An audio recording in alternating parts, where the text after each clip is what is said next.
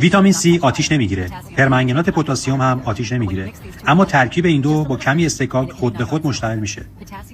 پرمنگنات پتاسیم و قرص ویتامین C کاربرد خاصی دارن. پرمنگنات پتاسیم اکسید کننده قوی برای خیسوندن لباس‌های زرد شده به مدت 20 دقیقه استفاده میشه. ویتامین C عامل کاهنده، فقط در آب داغ حل میشه. بعد از خیسوندن کل لباس زرد شده و لکه‌های اکسید شده نمایان‌تر میشن. حالا لباس رو درآورده و محلول ویتامین C رو اضافه کنید.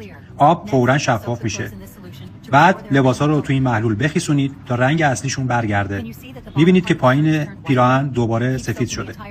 کل پیراهن رو 30 دقیقه دیگه بخیسونید. اگه اتفاقی کمی بتادین روی کفشتون ریخت، کمی محلول ویتامین C بریزید تا فوراً پاک شه. بعد از 30 دقیقه لباساتون رو دوباره سفید و براق تحویل بگیرید. برای نکات مفید بیشتر ما رو دنبال کنید.